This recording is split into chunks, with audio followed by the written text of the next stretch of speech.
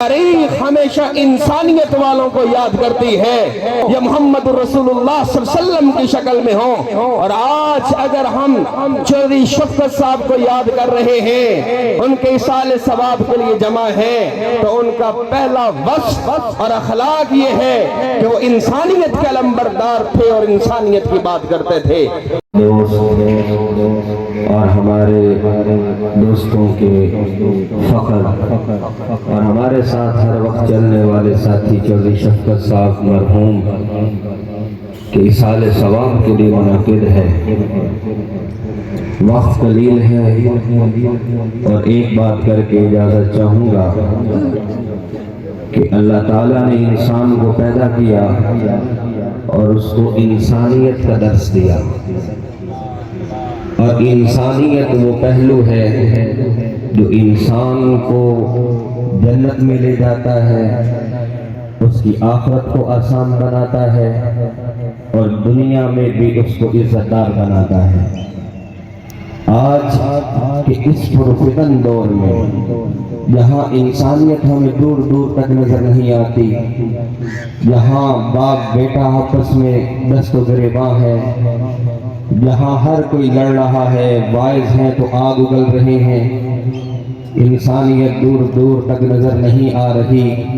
اس دور میں بھی اگر کوئی انسانیت کا پیکر آپ کو نظر آئے تو اس کی قدر کرنی چاہیے۔ اور چودھری شفقت صاحب، میری جب بھی ان سے بات ہوئی،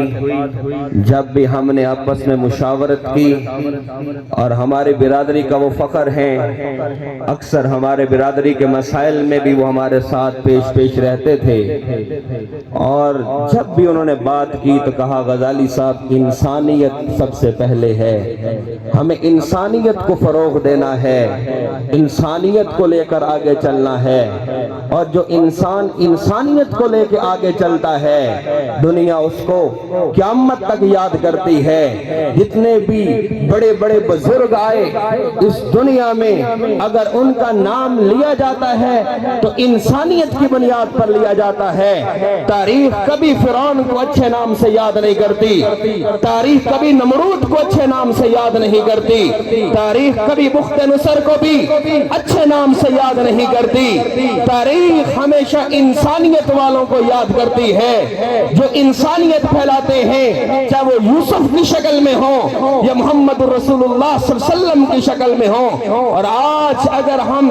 چودھری شفقت صاحب کو یاد کر رہے ہیں، ان کے ایصال ثواب کے لیے جمع ہیں، تو ان کا پہلا وصف اور اخلاق یہ ہے کہ وہ انسانیت کے علمبردار تھے اور انسانیت کی بات کرتے تھے۔ اللہ ان کے درجات کو بلند کرے، جنت الفردوس میں اعلیٰ مقام عطا فرمائے۔ واخر دعوانا الحمدللہ۔